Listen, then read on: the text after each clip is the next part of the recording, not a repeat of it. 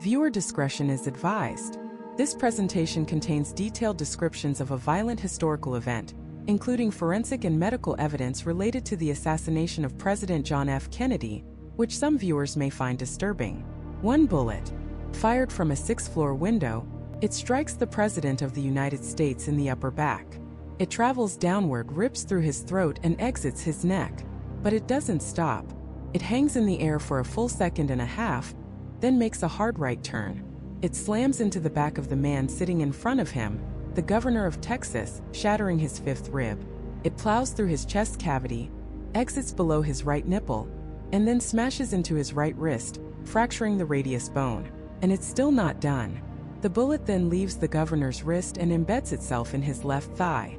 This isn't a scene from a science fiction movie.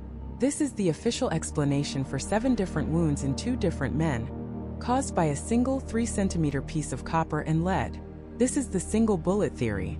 And if it's wrong, if this one bullet did not do what the government says it did, then there had to be a second gunman on that day in Dallas. And if there was a second gunman, the story we've all been told about the death of our 35th president is a lie. The question we have to answer is not just what happened, but how the most powerful nation on earth could build its entire investigation, its entire conclusion on a projectile so controversial, so seemingly impossible, that it became known to the world as the magic bullet. To understand how we got here, you have to go back to that day.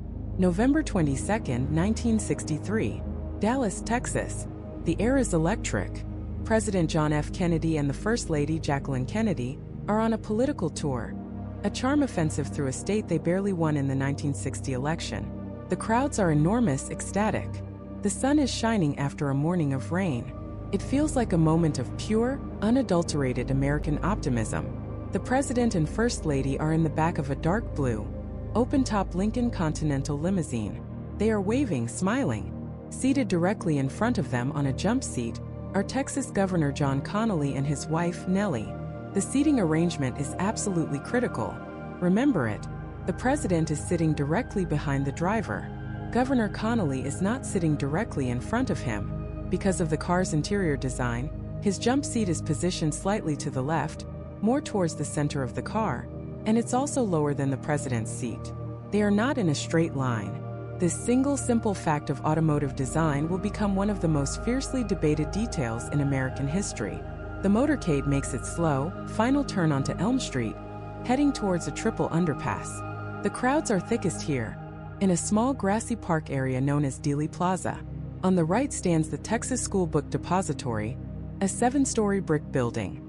Nellie Connally, delighted by the warm reception, turns to the President sitting behind her and says the last happy words he would ever hear. "Mr. President, you can't say Dallas doesn't love you." The President smiles. "No, you certainly can't," he replies. Seconds later it begins. A loud crack echoes through the plaza. A bang. A pop. Most people in the crowd, even the Secret Service, initially dismiss it. A firecracker? A motorcycle backfiring? It's a parade after all. But Governor Connally knows better. He was an avid hunter. He instantly recognizes the sound for what it is. A high-powered rifle. In that same instant, something is terribly wrong inside the presidential limousine. On a home movie camera, a dressmaker named Abraham Zapruder is capturing the entire sequence of events on 8mm film. This film will become the single most important and most scrutinized piece of evidence from that day. And what it shows is chilling. At frame 225 of the Zapruder film, the President, who had been waving to the crowd on his right, suddenly stops. His hands snap up towards his neck, his elbows jutting out in a strange, rigid posture. He is hit, but his reaction is not what you'd expect. He doesn't slump over. He doesn't cry out. He clutches his throat, his face contorted in a mask of pain and confusion. For a moment, Governor Connally, sitting in front of him, seems unaware. He's turning to his right, trying to see what's happening. Then, just over 1 second later, Connally's body violently reacts. His cheeks puff out, his shoulders hunch, his mouth opens as if to scream, but no sound comes out. He collapses into his wife's lap, shouting, "My God, they're going to kill us all." In the frantic days and weeks that followed, a special commission, led by Chief Justice Earl Warren, was formed to find the truth. The Warren Commission had one goal: to provide definitive answers to a grieving and terrified nation. They quickly zeroed in on a suspect, a lone, disgruntled ex-Marine named Lee Harvey Oswald, who worked at the Texas School Book Depository. They found his rifle, a cheap, Italian-made Mannlicher Carcano, stashed among boxes on the 6th floor, along with 3 spent shell casings. The case seemed simple. Oswald, acting alone, had fired 3 shots from that window, assassinating the president. But when investigators started to piece together the timeline, the simple story fell apart. The FBI's marksman determined that the minimum time required to fire 2 successive shots from that specific, bolt-action rifle was 2.3 seconds. The Zapruder film showed that all the shots happened in a window of about 6 to 8 seconds. That's fast, but not impossible for a trained shooter. The problem was the wounds. The final catastrophic shot was the one that struck the president in the head. That was undeniable. Another shot had missed the limousine entirely, striking a curb hundreds of feet away and injuring a bystander with a concrete fragment. That left only 1 bullet. A single bullet to account for Kennedy's entry wound in his back, his exit wound in his throat, Connally's entry wound in his back, his shattered rib, his exit wound in his chest, his shattered wrist, and the wound in his left thigh. 7 wounds. 2 men. 1 bullet.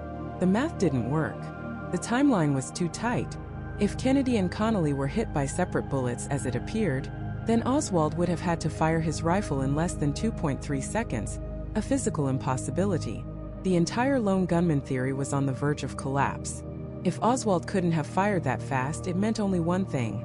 There must have been another shooter, another rifle, another location. The implications were staggering. Conspiracy. The Warren Commission was facing a crisis. Their simple story of a lone assassin was impossible. Into this crisis stepped a brilliant, ambitious 37-year-old junior counsel for the commission named Arlen Specter. Faced with a timeline that defied logic and a set of wounds that defied a single shooter, Specter didn't look for more evidence of a conspiracy. He looked for a way to make the existing evidence fit the lone gunman conclusion.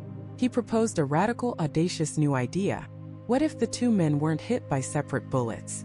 What if that first shot that hit Kennedy didn't just pass through his neck? What if it kept going? What if one single bullet did all of that damage?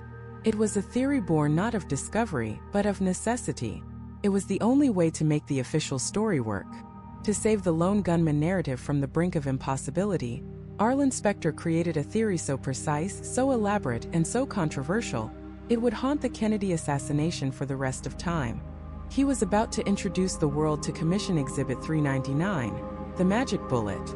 This bullet, officially designated Commission Exhibit 399, is perhaps the single most controversial object in modern American history. Found on a stretcher at Parkland Memorial Hospital, the same hospital where both President Kennedy and Governor Connally were rushed, its discovery was, to put it mildly, convenient. But its condition was what truly defied belief. It was a 6.5mm copper-jacketed bullet, fired from a Mannlicher Carcano rifle, the same type found on the 6th floor of the Texas School Book Depository. But it was almost perfectly intact. Slightly flattened, a bit compressed, but otherwise pristine. Undeformed. This single piece of metal was about to become the linchpin for the entire official story. Without it, the lone gunman theory collapses. With it, the government could paint a picture of a single, tragic, and solvable crime. Arlen Specter's job was to prove that this one bullet could connect all the dots.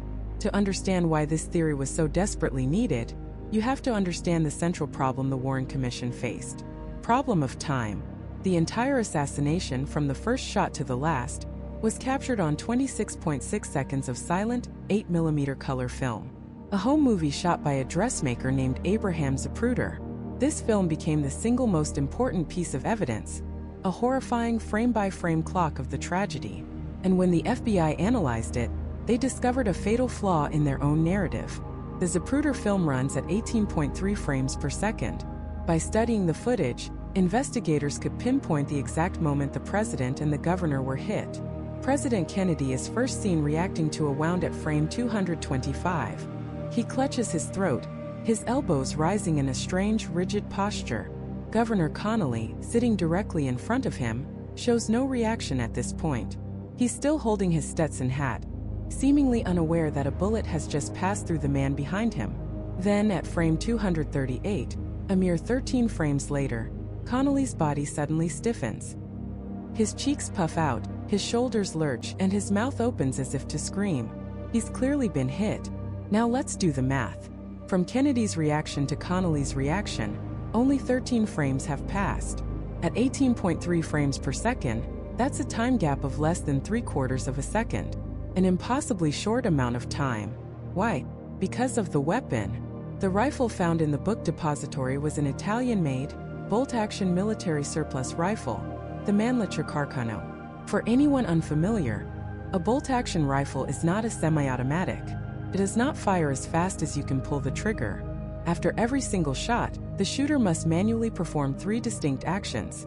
Raise the bolt handle, pull it back to eject the spent cartridge, and push it forward to load a new round from the magazine before firing again. It's a clunky mechanical process. The question for the Warren Commission was simple. How fast could it be done? They handed the actual murder weapon over to the FBI's top marksmen. These were not amateurs, they were the best shooters in the country. They were tasked with firing 3 shots as quickly and accurately as possible. After numerous attempts, the absolute fastest time they could achieve between 2 aim shots was 2.3 seconds. That's the physical speed limit of the weapon.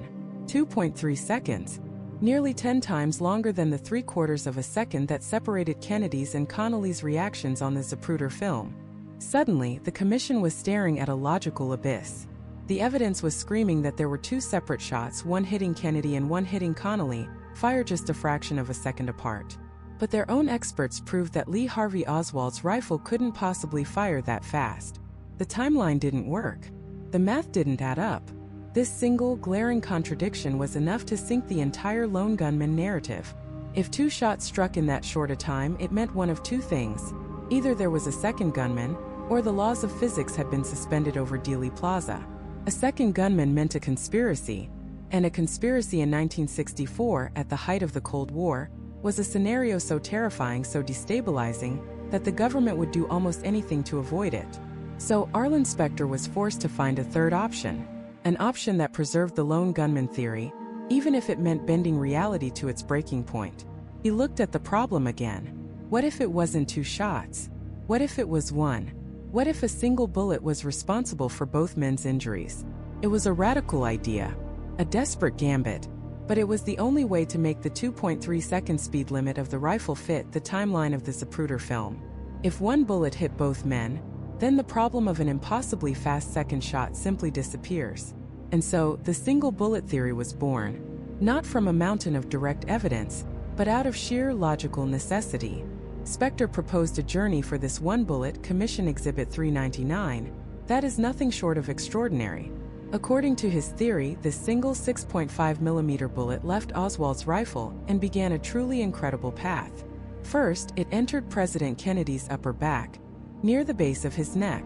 It traveled downward, nicking his spine without shattering it, and exited through his throat, just below his Adam's apple, narrowly missing his tie knot. This was wound number 1 and wound number 2. After exiting the president's neck, the bullet, now tumbling end over end, continued its journey across the limousine. It then struck Governor Connally, who was sitting in the jump seat in front of Kennedy. Because Connally was turned slightly to his right, the bullet entered his back just below his right armpit. This is wound number 3. The bullet then shattered 5 inches of Connally's 5th rib, a significant piece of bone. After destroying the rib, it exited his chest just below his right nipple, leaving a gaping 2-inch hole. Wound number 4. But it wasn't done. The bullet continued on, now passing through open air once more, and smashed into Connally's right wrist. It shattered his radius bone, one of the 2 major bones in the forearm. This is wound number 5 and wound number 6, an entrance and exit wound. Finally, having lost a significant amount of its velocity but still spinning, the bullet embedded itself shallowly into Connally's left thigh. Wound number 7. 7 wounds. 2 men. 2 major bones shattered. All from a single projectile.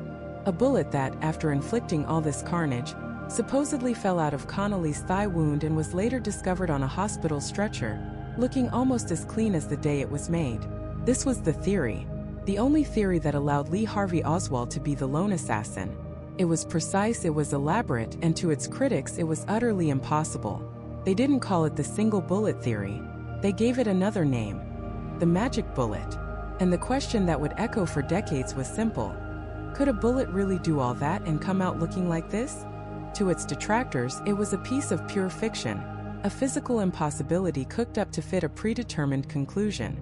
The journey of this one bullet, officially designated Commission Exhibit 399, is the single most controversial element of the entire investigation, and the linchpin of the official story.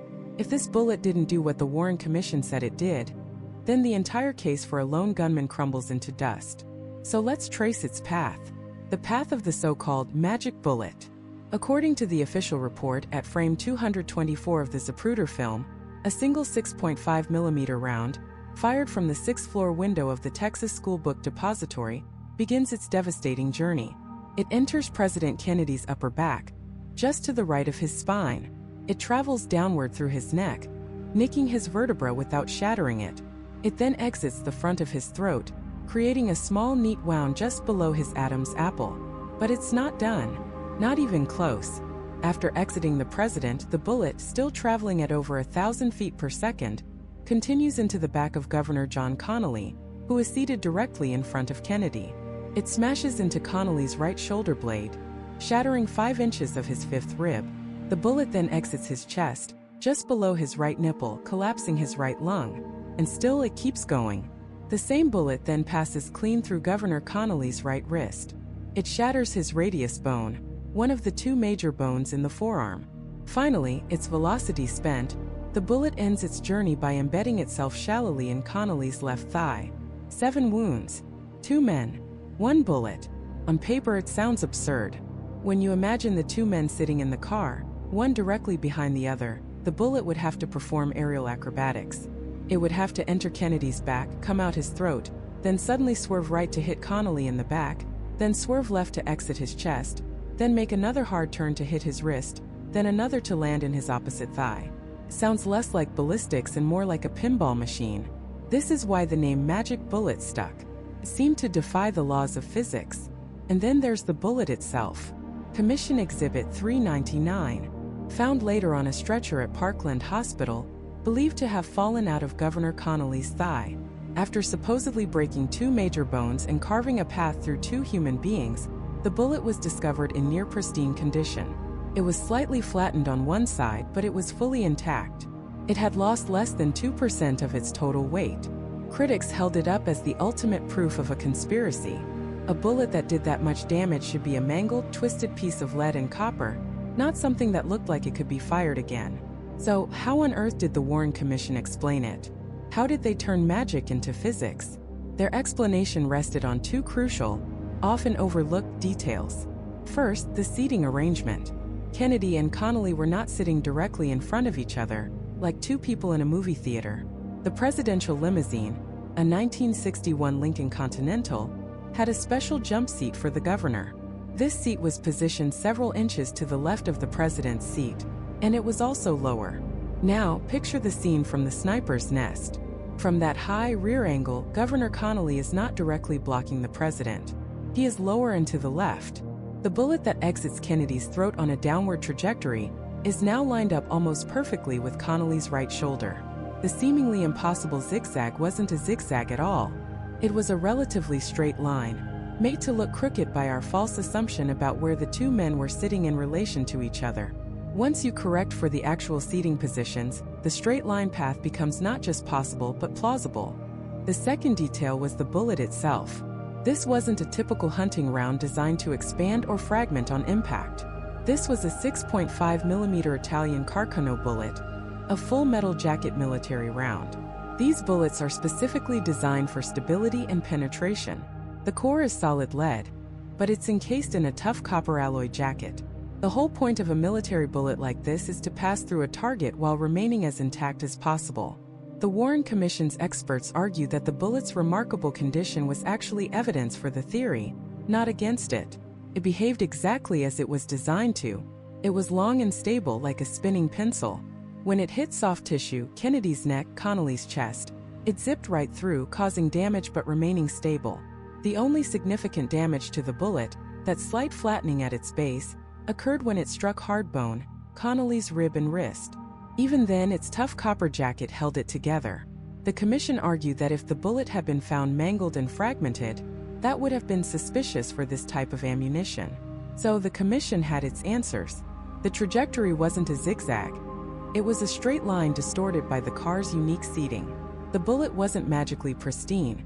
It was a military-grade projectile that performed exactly as intended. For them, the case was closed. The single bullet theory was no longer magic. It was science. But for this entire theory to hold water, it had to fit one other crucial piece of evidence: the clock. The Zapruder film, that silent, grainy home movie, captured the entire assassination in just over 26 seconds. And according to the FBI's own tests, the bolt-action rifle found on the 6th floor could not be fired, re-aimed, and fired again in less than 2.3 seconds. This created a brutal mathematical problem. The president is first seen reacting to a shot at frame 225. The fatal headshot occurs at frame 313. That's a span of just 88 frames. At 18.3 frames per second, that's only 4.8 seconds. In that tiny window, the official story says Governor Connally was hit, and President Kennedy was hit in the head. If Kennedy and Connally were hit by separate bullets, you would need 2 shots in rapid succession, followed by the final headshot. But 4.8 seconds is barely enough time for a world-class marksman to fire 2 shots from that rifle, let alone 3. The single bullet theory solves this problem beautifully. It argues that the first shot hit Kennedy and Connally at the same time. This means you only need 2 shots to account for all the wounds: the single bullet that hit both men, and the final fatal shot to the president's head. 2 shots, spaced well apart, easily fitting within the 4.8-second window and the capabilities of the rifle. Without the single bullet theory, you are forced to conclude there wasn't enough time for one shooter to cause all that damage. The timeline simply doesn't work. The entire lone gunman narrative depends on Commission Exhibit 399 doing its magic. If that single bullet didn't hit both men, then another rifle and another gunman simply must have been involved. The Warren Commission believed the Zapruder film supported their timeline. But critics, amateur and professional alike, would soon stare at those same flickering frames and see something entirely different. They saw the men's reactions. They timed them, analyzed them, and came to a chilling conclusion. They believed the film didn't just challenge the single bullet theory, it proved it was a lie. To the Warren Commission, the Zapruder film was a clock. A 26-second timeline that, when synced with their theory, made perfect sense. But to a growing number of critics, it wasn't a clock at all. It was a confession. A silent, celluloid admission that the official story was impossible. They argued that the truth wasn't in the trajectory of the bullet, but in the involuntary split-second reactions of the human body. Let's go back to the film. Frame 225. President Kennedy, who had been waving to the crowd just a moment before, suddenly stops. His hands snap up to his throat in a reflexive, almost robotic motion. This, everyone agrees, is the moment a bullet has torn through his neck. The clock starts now. According to the single bullet theory, this is the exact same moment that Governor Connally, sitting directly in front of him, is also struck. The same bullet, having exited Kennedy's throat, is supposedly ripping through Connally's back, smashing a rib, exiting his chest, shattering his wrist, and finally embedding itself in his thigh. A catastrophic series of injuries. So, what does Governor Connally do at frame 225, the supposed moment of impact? Nothing. Absolutely nothing. He continues to look to his right, his head turning, his body seemingly unaffected. He's still holding his white Stetson hat firmly in his right hand, the same hand whose wrist is allegedly being shattered by a copper-jacketed bullet. Frame after frame clicks by. 226, 227, 228. Kennedy is clearly in agony, his elbows flaring up, his body stiffening. But Connally? He's still turning, his posture unchanged. He shows no sign of distress, no jolt of impact, no grimace of pain. Critics looked at this and asked a simple question. How is this possible? How can a man be hit by a high-velocity rifle round and not react for over a full second? They argue that the human nervous system, while complex, isn't that slow. A massive shock like that should register instantly. Yet, for 30, 40, even 50 frames, nearly 3 full seconds, Connally appears completely unaware that he has just sustained 5 separate wounds. The critics pinpointed a different moment for Connally. They pointed to a sequence much later in the film, somewhere around frame 285. Here you see Connally's head and shoulders abruptly slump. His cheeks puff out, as if the air has been violently forced from his lungs. His mouth opens. It's only then, they argued, that you see the clear and unambiguous reaction of a man who has just been shot through the chest. And it's only after this moment that you see his Stetson hat finally tumble from his grasp onto his wife's lap. If the critics are right, this is a bombshell. If Kennedy is hit around frame 225, and Connally is hit around frame 285, that's a gap of 60 frames. At 18.3 frames per second, that's a delay of more than 3 seconds. 3 seconds between two shots. And that, right there, is the heart of the problem. The bolt-action Mannlicher Carcano rifle found in the book depository was a notoriously clumsy weapon. FBI tests concluded that the minimum time it would take an expert marksman to fire 2 aimed shots was 2.3 seconds.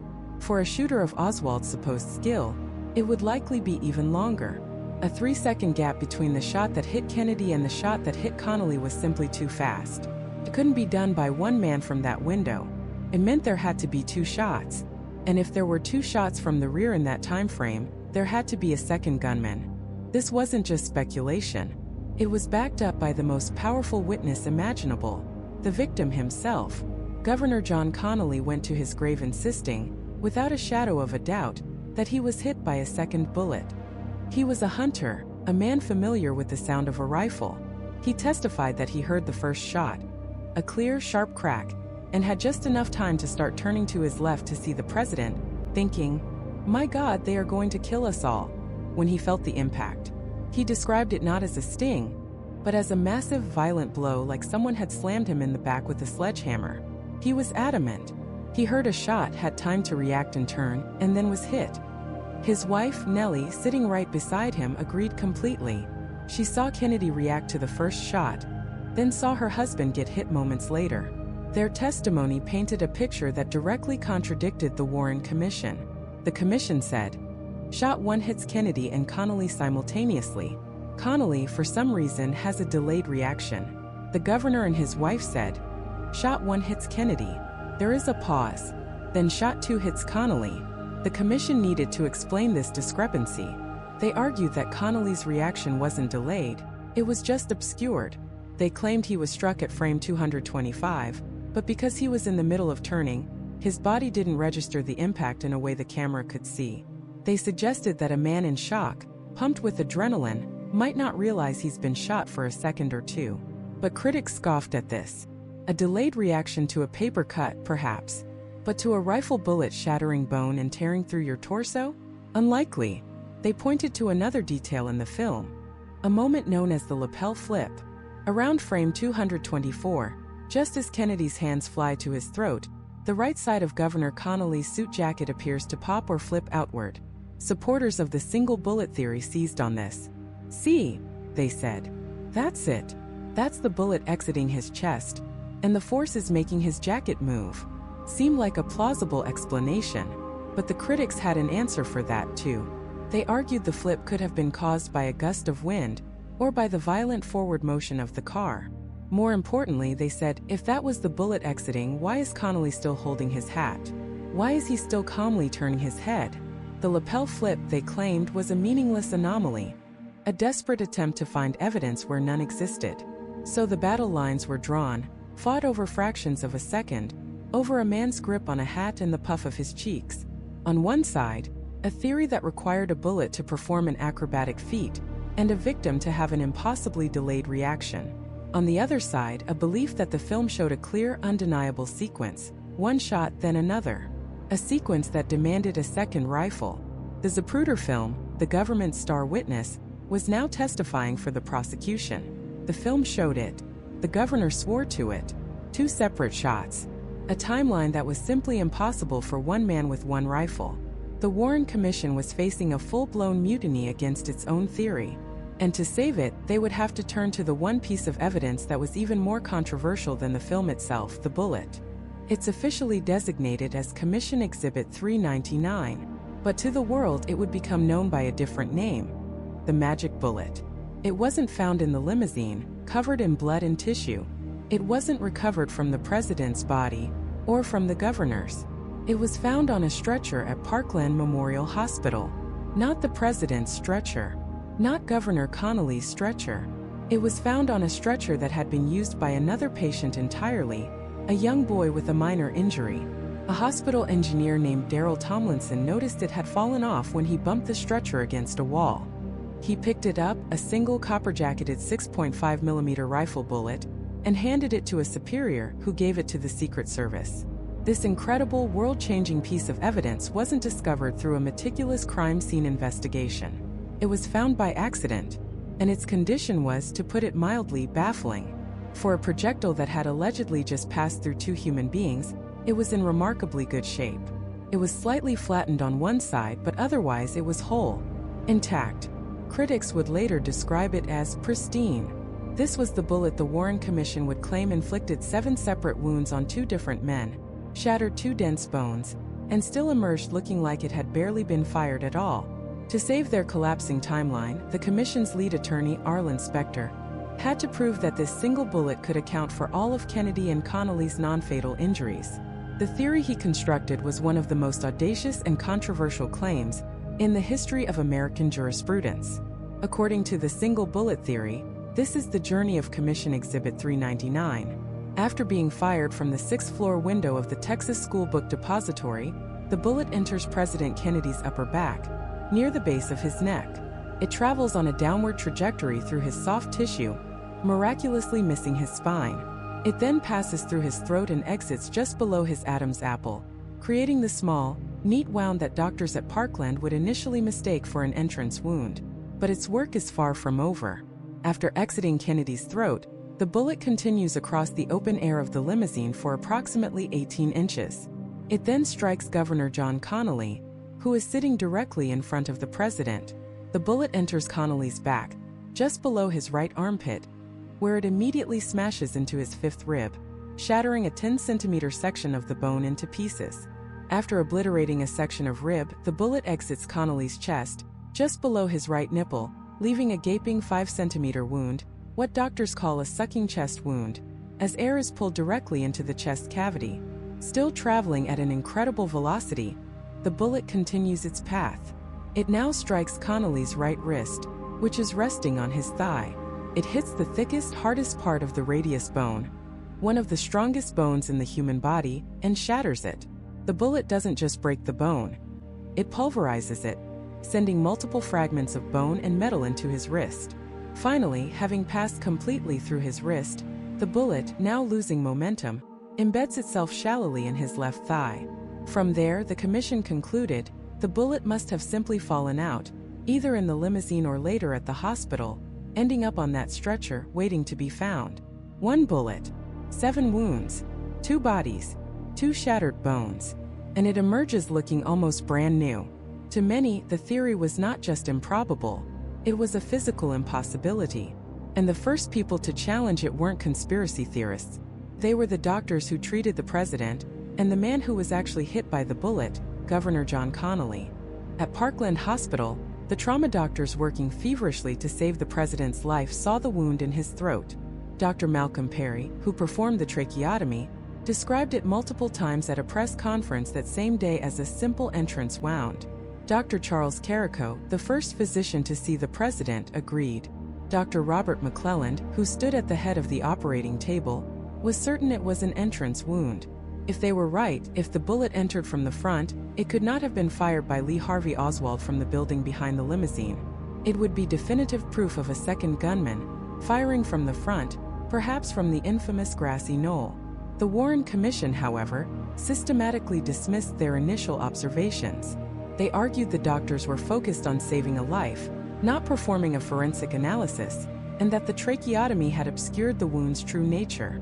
The official conclusion was that the bullet exited from the throat, despite the direct testimony of the medical professionals who saw it first. But an even more powerful witness contradicted the theory, Governor Connally himself, and he never wavered in his story. Connally was a hunter, a man familiar with the sound of a high-powered rifle. He testified under oath that he heard the first shot, and he knew immediately what it was. He had time to begin turning to his right, to look back over his shoulder at the president. It was after he had started to turn that he felt the impact. He described it not as a sting, but as a massive, violent blow, as if someone had hit him in the back with a sledgehammer. He was adamant.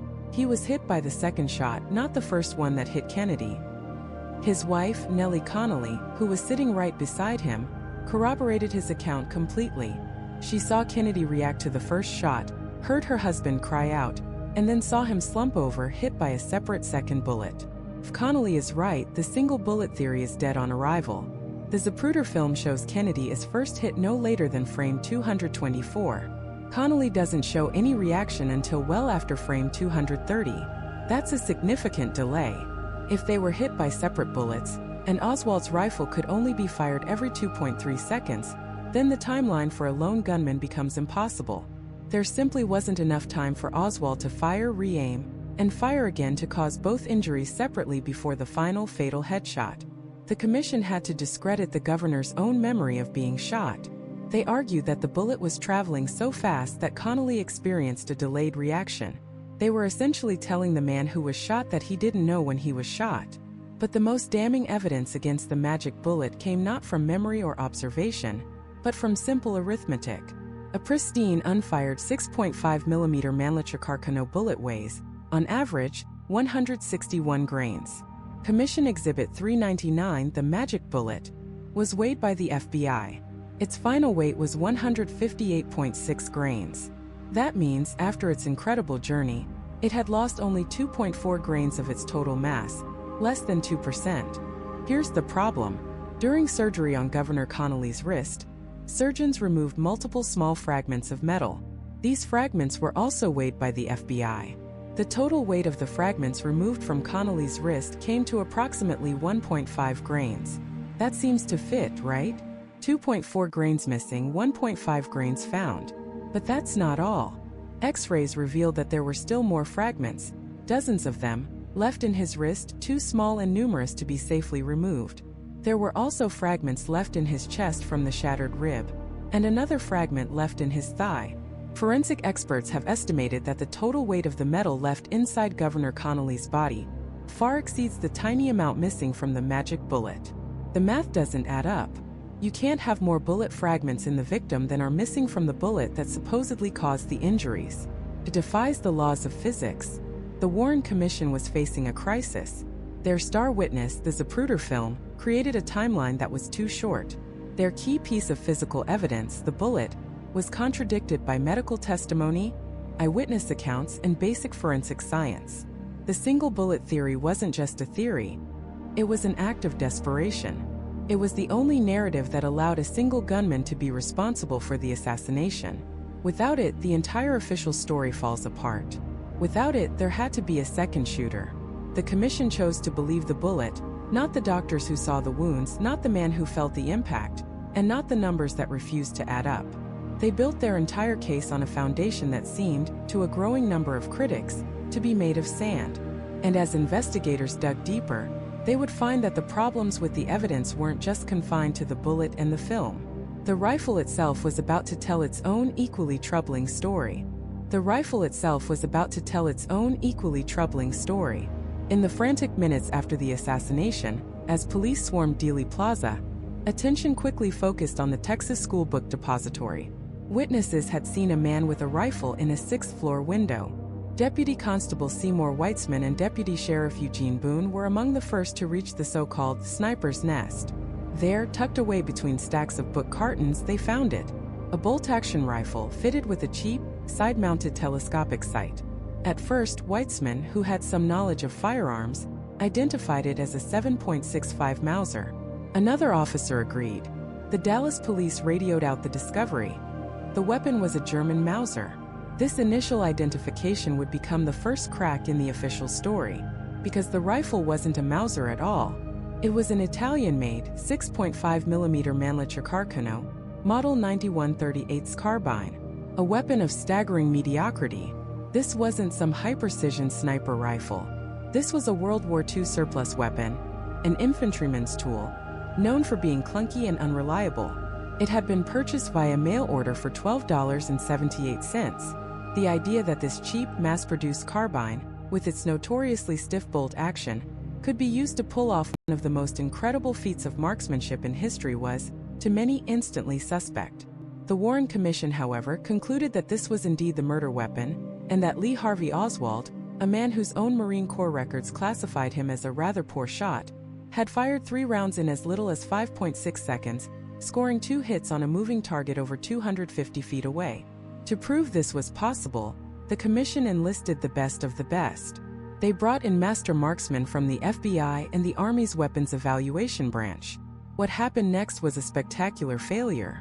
These expert shooters, using Oswald's actual rifle under perfect, controlled conditions at a firing range, struggled immensely to replicate the alleged feat they were firing at stationary targets, not a moving limousine. They had all the time in the world to prepare, with no adrenaline, no panic, no crowds below. And still they failed. The first expert, an FBI firearms specialist, couldn't even get the shots off in time. The rifle's bolt action was too stiff and difficult to cycle quickly. The second expert, a ballistics technician, also failed to match the speed and accuracy. Finally, 3 master-rated riflemen from the Army tried. Out of 2 full series of 3-shot tests, only one of the marksmen was able to fire the 3 shots in under the 5.6-second time frame. And in the process, they consistently failed to hit the target with the second and third shots. Their accuracy was, in a word, terrible. And then there was the scope. The cheap, 4-power telescopic sight mounted on the rifle was found to be badly misaligned. An FBI expert testified that it was pointing high and to the right. To use it, a shooter would have had to aim low and to the left of their target, a complex adjustment to make in a split-second high-pressure situation. In fact, one of the master riflemen brought in for testing said that the scope was so off, he had to use the rifle's iron sights instead to have any hope of hitting the target. He also noted that the trigger pull was inconsistent, and the rifle itself had a poor trigger. So the official narrative asks us to believe that a subpar marksman, using a cheap, clunky rifle with a misaligned scope, performed a feat that the world's best shooters under ideal conditions could not replicate. The physics of the weapon itself seemed to argue against the official story, but the problems with the rifle were just getting started. The physical evidence found on the weapon would prove to be even more mysterious. When the rifle was discovered on the 6th floor, it was carefully photographed and then handed over to Lieutenant J.C. Day of the Dallas Police Crime Lab. Lieutenant Day examined the rifle for fingerprints. He found none. He dusted the entire weapon, including the stock, the trigger guard, and the bolt. Nothing. The FBI received the rifle in Washington, D.C. that night and conducted their own, more sophisticated examination. Their top fingerprint expert also found no prints belonging to Lee Harvey Oswald, or anyone else for that matter. The murder weapon, the single most important piece of physical evidence, was clean. For 6 days, this was the official story. No prints. This was a massive problem for the prosecution. Without a print, it was much harder to definitively tie Oswald to the weapon he supposedly used to kill the president. Then, on November 28, 6 days after the assassination, something changed. The FBI announced that they had, in fact, found a print. Not a fingerprint, but a palm print. They claimed it had been lifted from the underside of the rifle's barrel by Lieutenant Day back in Dallas, but that he hadn't identified it. The FBI now claimed this newly discovered print belonged to Lee Harvey Oswald. The story was baffling. Lieutenant Day himself had initially reported finding no usable prints. He later claimed he saw a print, decided it wasn't valuable, and protected it with cellophane, but never mentioned it to the FBI agents who took the rifle from him. The FBI agents who transported the rifle swore that Day never told them about any print. So, a critical piece of evidence magically appears a week later, under the most suspicious of circumstances. The chain of custody was a disaster. The rifle had been handled by multiple people, including Deputy Constable Weitzman, who picked it up by the stock without gloves. The idea that a single partial palm print could survive all that handling, go unnoticed by the lead crime scene investigator in Dallas, get missed by the FBI's top experts in D.C., only to be rediscovered a week later when the case desperately needed it, strains credulity to its breaking point. To critics, this wasn't an oversight. It was evidence being manufactured. It was a ghost in the machine, a convenient solution to a very inconvenient problem. This cloud of doubt also extended to another key piece of evidence used to link Oswald to the Carcano, the infamous backyard photos. These were a series of photographs, discovered among Oswald's possessions, showing him posing in his backyard holding the Mannlicher Carcano rifle and copies of 2 communist newspapers. On the surface, it was a slam dunk. Here was the accused assassin holding the murder weapon. Oswald himself, when shown the photos during his interrogation, vehemently denied they were real. He claimed someone had superimposed his head onto another person's body, and at the time, many people saw reasons to be suspicious. The shadows in the photos seemed inconsistent. The rifle's length appeared different in one photo compared to another. Oswald's chin looked strangely flat and cut off. While later photographic analysis has largely debunked these forgery claims, in the crucible of 1963, these photos were just one more piece of a bizarre and contradictory puzzle. They felt too perfect, too convenient, like a prop placed on a stage. So what are we left with? We have a murder weapon that the best shooters in the world couldn't operate, as the Warren Commission claimed. We have a faulty misaligned scope that made accurate aiming nearly impossible. We have a crucial palm print that appeared out of thin air a week after the crime, after the evidence had been handled by multiple people. And we have a series of staged-looking photos that the accused man himself claimed were fakes. Each piece of evidence designed to tie Lee Harvey Oswald to this rifle seems to crumble under scrutiny, raising more questions than it answers. The rifle wasn't just a tool used in a crime. It was a paradox. It was simultaneously the smoking gun and the source of the deepest, most persistent doubts. And as investigators tried to place this paradoxical weapon into the sniper's nest on the 6th floor, they would encounter yet another set of problems. The eyewitnesses, whose accounts of the shots fired on that day would paint a picture far more complex than a lone gunman firing from a single window. The Warren Commission concluded that 3 shots, and only 3 shots, were fired from that 6th floor window. It's a clean, simple narrative, but the truth on the ground, in the chaotic, echoing canyon of Dealey Plaza, was anything but clean. It was a cacophony of confusion, a sensory assault that left hundreds of people with fractured, contradictory memories. And when you start listening to those voices, the actual people who were there, the simple narrative begins to fall apart. Let's start with the most famous anomaly in all of assassination research: the grassy knoll. This small, sloping hill to the right of the presidential limousine became the focal point for dozens of witnesses. Why? Because that's where they believed the shots came from. At least 58 witnesses reported hearing or seeing shots fired from the area of the grassy knoll or the triple underpass.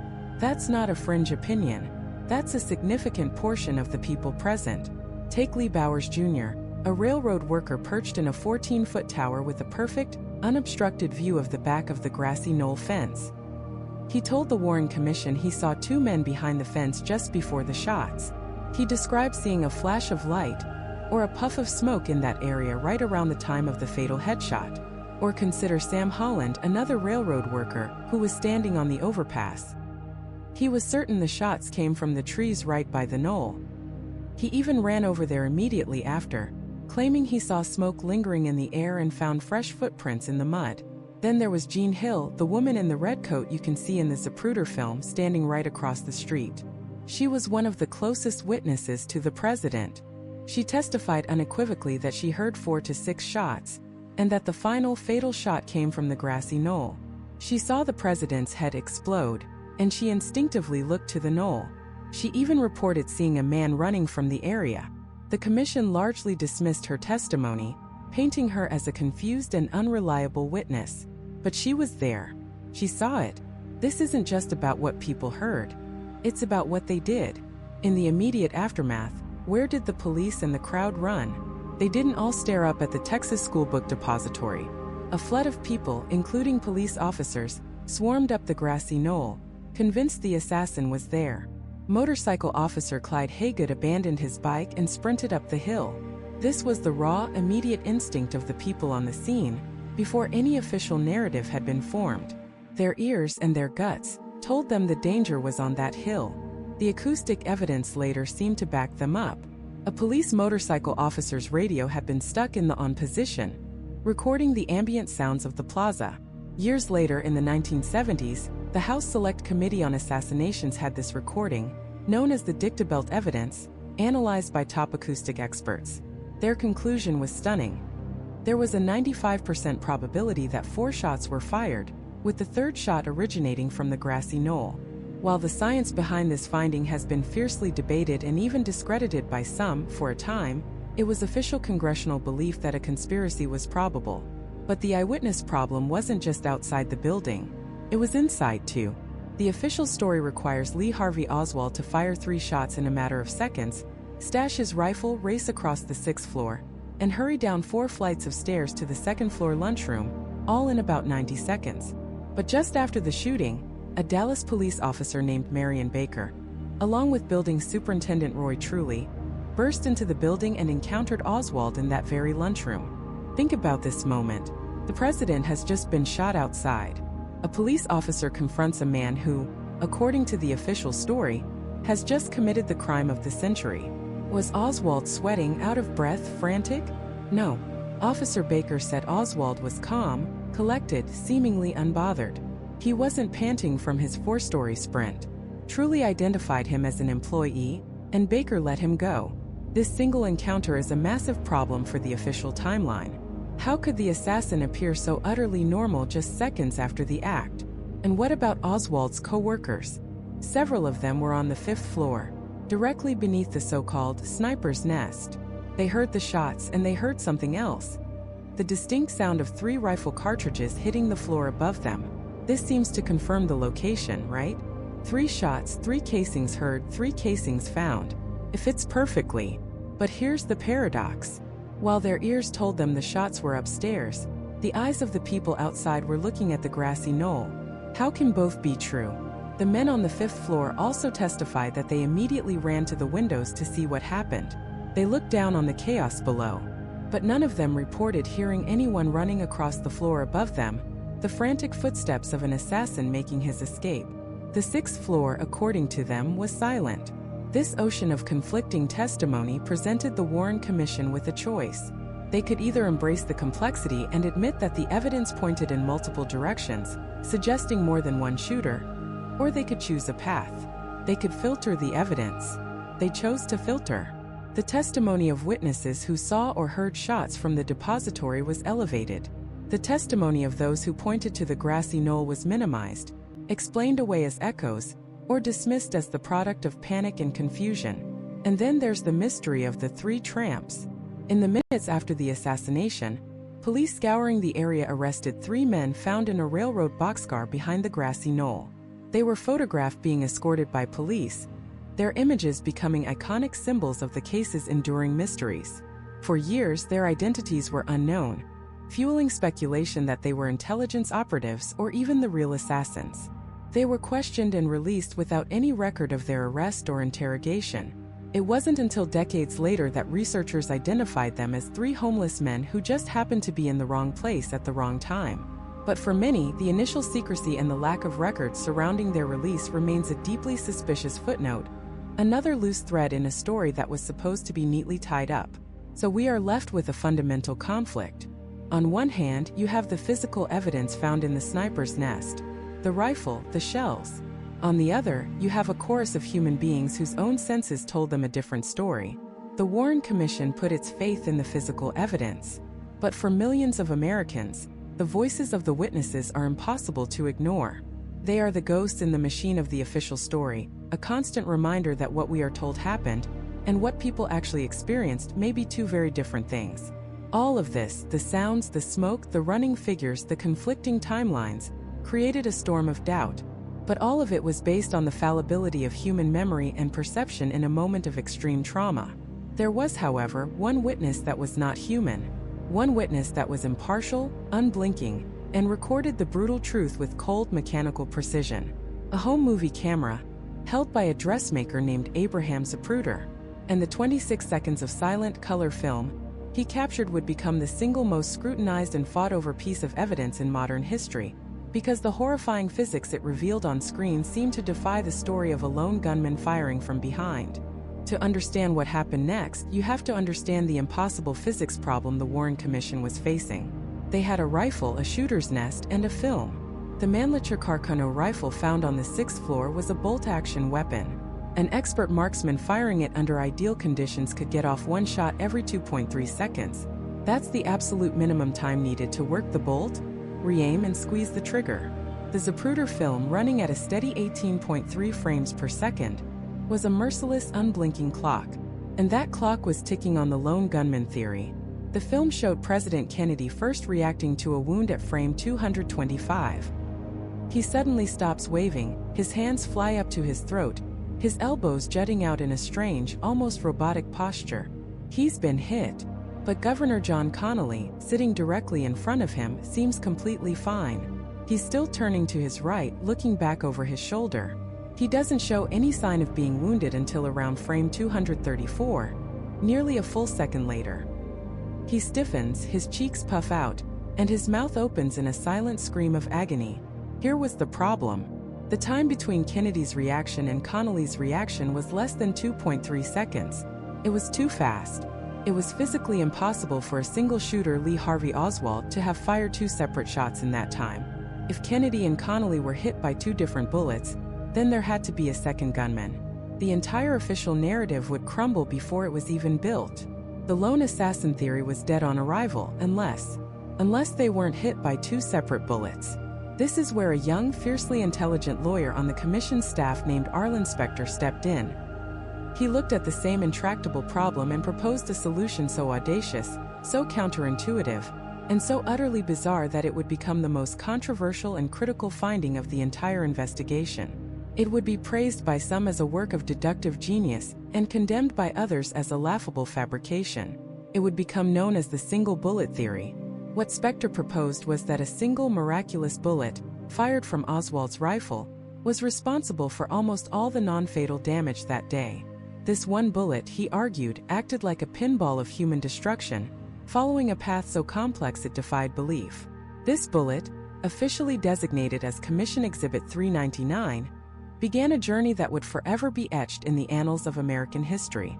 According to the theory, this 6.5mm copper-jacketed bullet left the barrel of the Carcano, sped across Dealey Plaza, and struck President Kennedy in the upper right side of his back. It tore through his neck, miraculously missing his spine and his clavicle, before exiting from the front of his throat, right where his shirt collar was tied. This created the wound that caused him to clutch his neck. But its journey was far from over. After exiting the president, the bullet, now destabilized and tumbling end over end, continued its flight. It traveled another 1.5 feet and slammed into Governor Connally's back, just below his right armpit. It entered his body on a downward trajectory, smashed through his fifth rib, and blew a massive 5-inch oval-shaped exit wound in his chest, just below his right nipple. But it still wasn't done. The bullet then passed through Connally's right wrist, which was resting on his leg. It shattered the thickest bone in his forearm, the radius, into multiple pieces, leaving behind metal fragments. And finally, its energy almost spent, the bullet embedded itself shallowly in his left thigh, creating a 7th and final wound. One bullet, 2 men, 7 wounds. And where was this incredible projectile found? Not in Connally's thigh, not in the limousine. It was discovered on a stretcher at Parkland Memorial Hospital. A hospital orderly found it after it apparently fell out of the shallow wound in Connally's leg. The stretcher it was found on was not even definitively the one Connally had occupied. And here is the most unbelievable part of all. After passing through 2 men, shattering a rib and a wrist bone, this bullet, a 399, was found in nearly pristine condition. It was barely flattened, with only a slight deformation at its base. It looked as if you could load it into a rifle and fire it again. Critics immediately dubbed it the magic bullet. How could a single bullet do all that damage and emerge so unscathed? Proponents of the theory have an answer. They point out that the Carcano round is a military-style, full metal jacket bullet. It's long, stable, and designed specifically to penetrate, not to mushroom and fragment like a modern hunting round. They argue that it only encountered bone late in its journey, Connally's rib and wrist, after it had already lost much of its velocity. The damage to the bones, they say, was caused by the tumbling bullet hitting them sideways, not by a head-on impact that would have destroyed it. Forensic tests confirmed that the microscopic metal fragments left in Connally's wrist were a match for the metallic composition of C399. The rifling marks on the bullet were a match for Oswald's rifle. To the Warren Commission, the evidence was clear. But the theory still had to overcome one massive visual hurdle: the trajectory.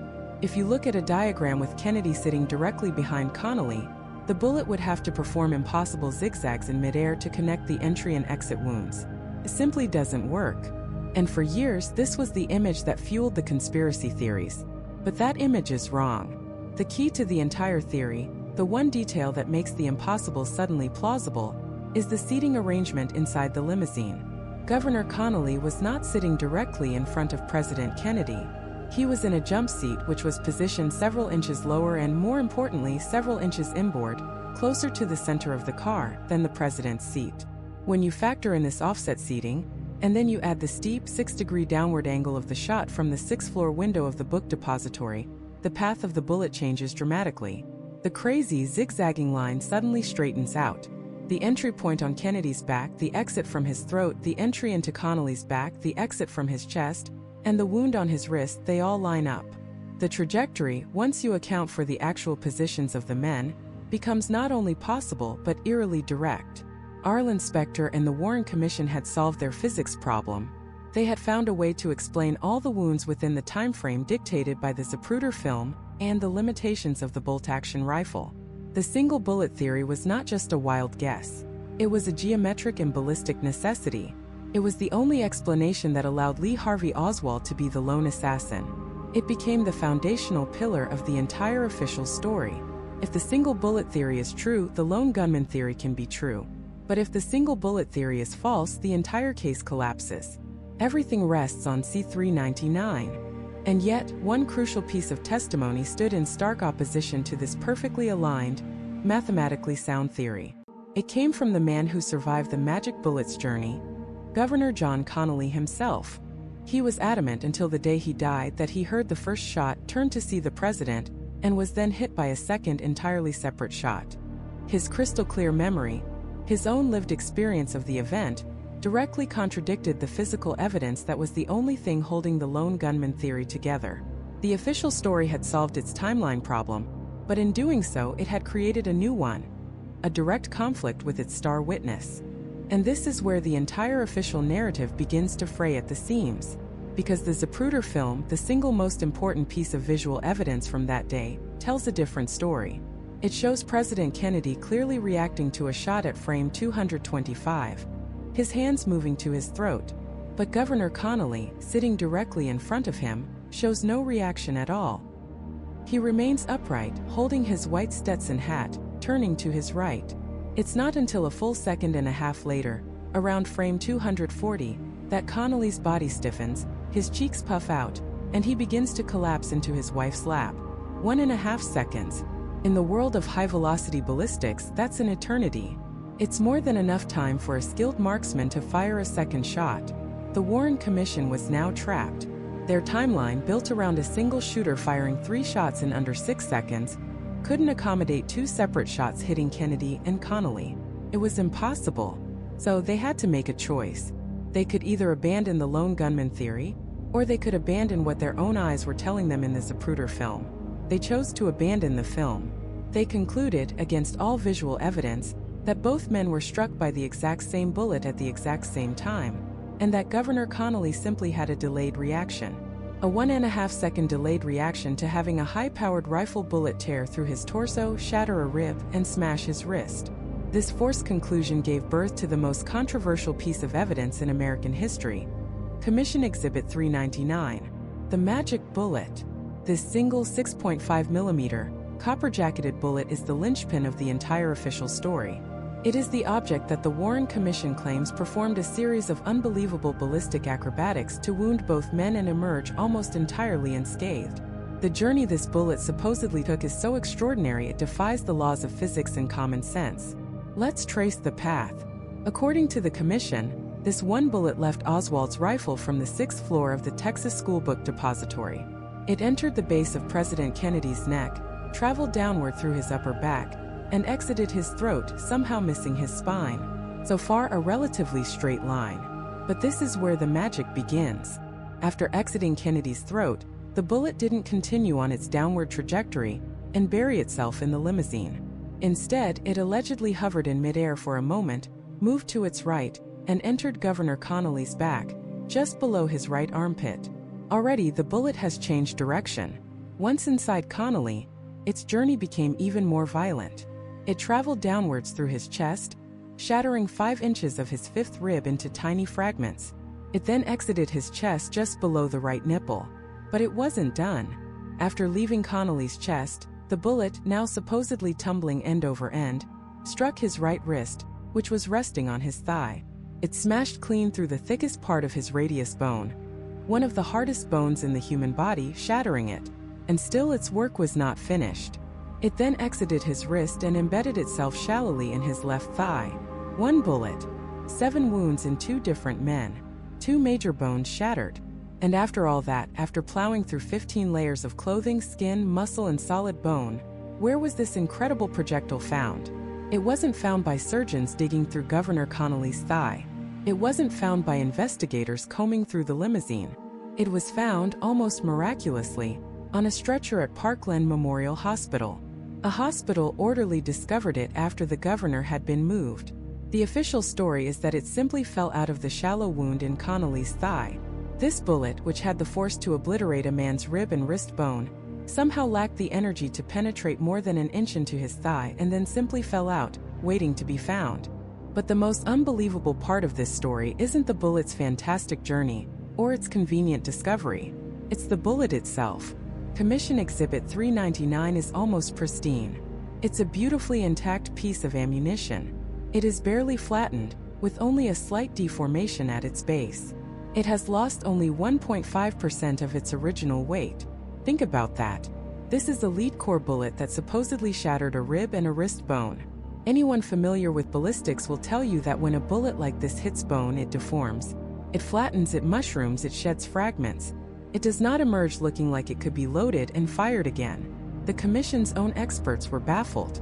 In subsequent tests, investigators fired identical bullets from the same type of rifle through materials designed to simulate the damage, first through animal carcasses, then through the wrists of human cadavers. The results were unanimous and devastating to the official theory. Every single test bullet that struck bone was completely mangled. They were flattened, twisted, and horribly deformed pieces of lead and copper. Not a single one, out of dozens of tests, remotely resembled the near-perfect condition of the magic bullet. The FBI's top firearms expert even testified that he couldn't conceive of a bullet causing the wound to Connally's wrist and not being significantly deformed. Yet the Commission concluded that it happened. This single object, C-399, exposes the fundamental weakness of the lone gunman theory. In order for the timeline to work, this bullet must have hit both men. But in order for the physical evidence to work, it could not have. The bullet's path is impossible. Its condition is impossible. Its discovery is suspect. It is the ghost in the machine of the official narrative, a physical contradiction that cannot be explained away. Critics argue it wasn't a magic bullet. It was a plant, a piece of evidence introduced after the fact to support a predetermined conclusion that Lee Harvey Oswald acted alone. They contend that the pristine bullet was likely fired from Oswald's rifle into something soft, like cotton wadding, to get a clean ballistics match, and then conveniently discovered at the hospital.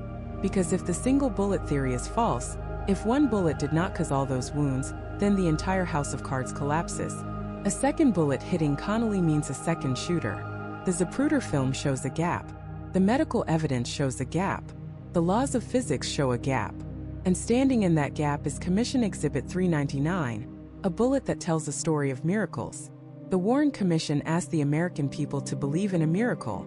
They asked them to believe that a single bullet could change direction in midair, destroy multiple bones, create 7 wounds, and then appear on a stretcher in nearly perfect condition.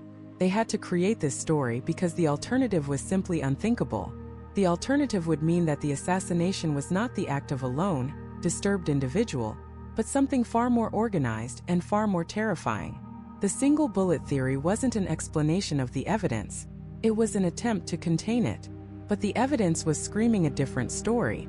And the ultimate proof was yet to come, in the form of the one shot that no one, not even the Warren Commission, could ignore. The final, fatal shot to the president's head. At Zapruder frame 313, the world changed forever. In 1/18 of a second, a moment of unimaginable horror is frozen in time. The president's head explodes in a pink mist of blood and tissue. But it's what happens next, in the frames that follow, that has fueled a storm of controversy for over half a century. Kennedy's body is thrown violently backward and to the left, slamming into the seat behind him, backward and to the left. This single, brutal motion is perhaps the most powerful piece of evidence against the Warren Commission's conclusion. Physics 101 tells us that an object struck by a projectile will be pushed in the direction the projectile is traveling. A bullet fired from the 6th floor window of the Texas School Book Depository, behind and above the limousine, should have driven the president's head forward, not backward, not to the left. The Warren Commission knew this was a problem, a colossal problem. It was the visual evidence everyone could see, the Zapruder film, directly contradicting their entire narrative. So they had to find an explanation. The first they offered was a neuromuscular reaction. The theory goes that the bullet, as it passed through the president's brain, caused a massive, violent spasm in his back muscles, a final involuntary reflex that arched his body backward, overpowering the forward momentum of the bullet. Doctors testified that such a reaction was possible, but was it probable? Could a nerve reaction truly be so instantaneous and so powerful that it would not only negate the force of a high-velocity rifle round but violently reverse it? To many it felt like a stretch, a desperate attempt to make the facts fit the theory. When that explanation proved unsatisfying, another was proposed, the jet effect. This theory suggests that as the bullet exited the right front side of Kennedy's head, brain matter and blood erupted forward with such force that it created a kind of rocket-like propulsion, a jet effect that pushed his head backward in the opposite direction. It's a concept rooted in Newton's third law of motion. For every action, there is an equal and opposite reaction. But again, critics were skeptical. The amount of force required to create that violent backward motion seemed far greater than what could be generated by the exiting matter. The film itself seems to show the head beginning its backward movement at the moment of impact, not after a delay as the jet would require. And all the while, a simpler explanation was staring them in the face. The one suggested by the raw, visceral evidence of the Zapruder film itself, that the shot came from the front, specifically from the grassy knoll to the right in front of the presidential limousine. A shot from the knoll would have struck the president on the right front side of his head, creating the exact backward and to the left motion seen on the film. This wasn't just a theory born from watching a film. On that day in Dealey Plaza, dozens of witnesses claimed they heard a shot from that direction. Lee Bowers, a railroad worker in a tower behind the knoll, saw suspicious men and puffs of smoke in that area. Many spectators on the ground instinctively ran towards the grassy knoll, not the depository, because that's where they believed the danger was. The medical evidence only deepened the mystery. The doctors at Parkland Memorial Hospital, the ones who fought desperately to save the president's life, initially described a massive wound at the back of his head. Dr. Malcolm Perry, in a press conference that day, described an entry wound in the president's throat. A throat wound and a massive exit wound at the back of the head is a textbook description of a shot from the front. But the official autopsy, conducted later that night at Bethesda Naval Hospital under chaotic and high-pressure military supervision, came to a very different conclusion. The Bethesda doctors, who had not seen the initial wounds before they were altered by the Parkland surgeon's life-saving procedures, reported the exact opposite: an entry wound in the back of the head and a large exit wound on the front right side. Which account was correct? Were the Parkland doctors, in the trauma and chaos of the moment, mistaken? Or was the official autopsy report, conducted under the watchful eye of the military and federal agents, shaped to fit a predetermined conclusion? We may never know. The original autopsy notes were later burned by the lead pathologist. Key photographs and X-rays have been reported missing. The chain of evidence was broken, leaving behind a trail of contradictions and suspicion. This is the ultimate context for the single bullet theory. The fatal headshot creates a paradox. If you believe the shot came from the front, from the grassy knoll, then you believe in a conspiracy. You believe there was a second gunman. And if there was a second gunman, then Lee Harvey Oswald was not a lone assassin. He was either a patsy or just one part of a much larger plot. And if there was a conspiracy, the entire reason for the single bullet theory vanishes. Think about it. The single bullet theory was born of necessity. It was created for one reason and one reason only: to explain how a single gunman, Lee Harvey Oswald, firing from a single location, the Texas School Book Depository, could have caused all of the non-fatal wounds to both President Kennedy and Governor Connally within an impossibly short time frame. It was a forensic jigsaw puzzle, solved by proposing a single miraculous bullet that followed an incredible path. But the entire puzzle is predicated on the idea that there was only one gunman to begin with. If the headshot proves there was a second gunman, then the timing problem that the single bullet theory was designed to solve disappears. There's no need for a single bullet to hit two men. One assassin could have hit Kennedy in the back while another, a fraction of a second later, hit Connally. The movements, the wounds, the timing, it all becomes simple. The magic bullet is no longer necessary. It becomes a solution to a problem that never existed. The debate over its trajectory, its pristine condition, its impossible journey, all of it becomes a distraction. In 1979, the House Select Committee on Assassinations concluded its own 2-year investigation. After re-examining the evidence, they came to a stunning conclusion that directly contradicted the Warren Commission. They found that President Kennedy was probably assassinated as a result of a conspiracy. Their key evidence? A police dictabelt recording from a motorcycle officer in the motorcade. Acoustic experts analyzed the recording and found evidence of 4 shots, not 3. And the analysis indicated that one of those shots, likely the one that missed, was fired from the grassy knoll. So where does that leave us? For over 60 years, the single bullet theory has been the linchpin of the official story. It is the foundation upon which the case against a lone gunman, Lee Harvey Oswald, is built. To believe the official story, you must believe in Commission Exhibit 399. You must believe that a single 6.5mm bullet struck Kennedy in the back, exited his throat, traveled through Governor Connally's chest, shattered his wrist, and embedded in his thigh, only to emerge looking nearly untouched. And at the same time, you must believe that the final fatal shot, despite throwing the president's head backward and to the left, also came from behind. For millions of Americans, that is simply too much to accept. The assassination of John F. Kennedy was more than the death of a president. It was the death of a certain kind of American innocence. It marked the moment when trust in official institutions began to erode, when the gap between what the people were told and what they could see with their own eyes became a chasm. The single bullet theory is not just a ballistics argument. It's a symbol. It represents a story that, for many, has never felt complete. It is the magic bullet that has to be true for everything else to make sense. But what if it isn't? What if the truth is far more complex and far more disturbing? The bullet sits today in the National Archives, a silent testament to a day that shattered a nation. It is a piece of history, a piece of evidence, and a permanent haunting question mark at the very heart of the American story.